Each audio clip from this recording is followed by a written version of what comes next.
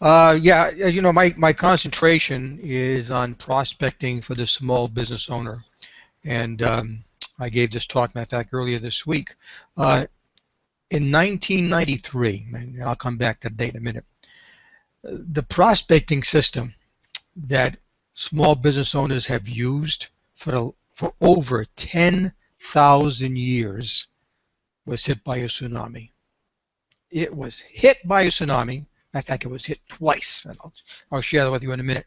Um, and everything was turned upside down. Everything we thought we knew, we didn't. Everything we didn't know, we had to, and it was a thing. Let me give you a little bit of background. Up until then, there were three major developments. By the way, we thought they were major, but in retrospect, they turned out just to be ripples in the ocean, just ripples. First was in 1872. The first mail order catalog was sent by Montgomery Ward Company. Wow. For the first time, millions of potential customers could shop from the convenience of their own home without the presence of a salesperson. And people like that. It was on their terms, their time. They could look, they could talk, they could. And I guess I'm going to show my age, but I remember the Sears catalog coming when I was living in Massachusetts, and my sister and I would sit there and just think about what we would get for Christmas, which we got some, but it was okay. So that was 1872. 50 years later, in 1922, the first radio ad was broadcast, and it was advertising Hawthorne Apartments in New York City. And for the first time, companies could interrupt maybe 1,000 radio listeners to sell their stuff. And this was such a novelty at first. It was really cool. But then eventually, it became a nuisance just as it is today. And then 19 years later was the third one.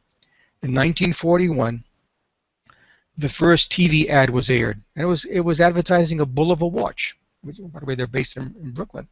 And for the first time, companies could interrupt, and that's a key term, interrupt hundreds, because there weren't that many TV sets, and hundreds of TV watches to sell their stuff. And again, it was a novelty at first, but then too, it eventually became a big nuisance, just as it is today. I mean, when you come to think about it, except for Super Bowl ads, how many people are eagerly awaiting the next TV commercial? Okay. Again, I know I'm not. As a matter of fact, I personally like to record my favorite shows, then watch them at my convenient time, and honestly, I fast forward through the commercials. Companies are paying hundreds of thousands of dollars to tell me about what they have, and I don't look at them. Okay. So up until then, this is what I call the seller is in control era. We liked it. People, I remember my first seminar when I was working for this high-tech company was based in Manhattan at the New York Hilton. My very first. And we said, hey, we're going to be telling you about this new software package we had. I had 110 people show up. Why? Because there was no place else they could get that information. Today, I'd be lucky to get my cousin to show up. They can all go on the internet and get what they want. Then in 1993, everything changed. I mean, it was hit, boom, just like that. That was when Mosaic was introduced to the public, which for the first time gave public access to the internet and all the information contained there. And for the first time, the customer was in control of learning about the companies they were curious about and their offerings without any salesperson present. And even better, the company didn't know they were interested. Okay.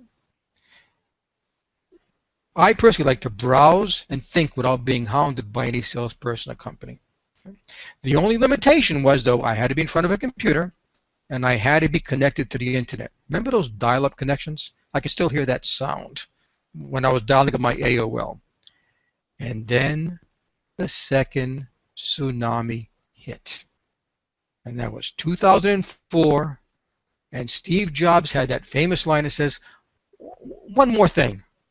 And he introduced the iPhone.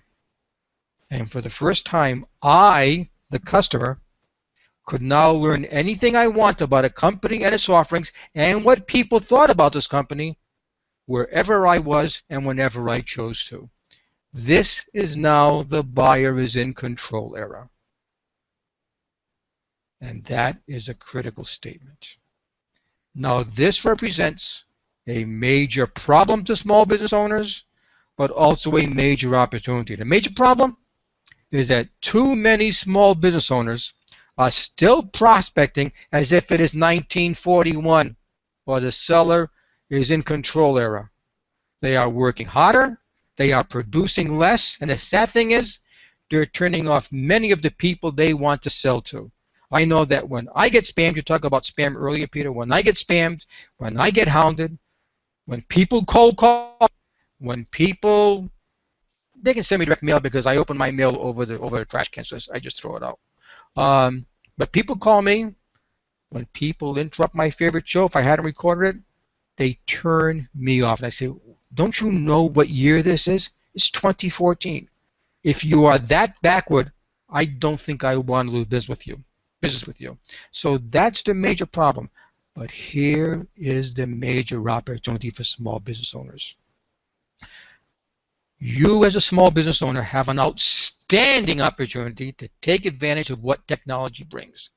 It is now easier to find buyers, and it is easier to communicate with buyers if you know and follow the new rules of the buyer is in control era. Follow the rules, you win. Don't follow the rules, you'll strive to survive and eventually get thrown out of the game. From Boston, I'm a Red Sox fan, and yes, I hate the Yankees. And the Red Sox were playing last night, and they had a pitcher named Pineda who didn't follow the new rules. He had pine tar on his neck, and he got thrown out of the game. And he's going to get fined. Good. He's a Yankee. Who cares? But before 2004, when Jobs did his thing, if you wanted to do a TV commercial, you had to rent a studio, do all these things, hire a director, hire a producer, and thousands of dollars. You see this? Can you all see this? It's an iPhone. This is my TV studio. This, as a matter of fact, thanks to Dick and Peter, last Tuesday I recorded a promo for my new, all done with this. With this, you have it in your pocket. You have it on your belt clip if you use belt clips. You have it wherever it is. This is your TV studio.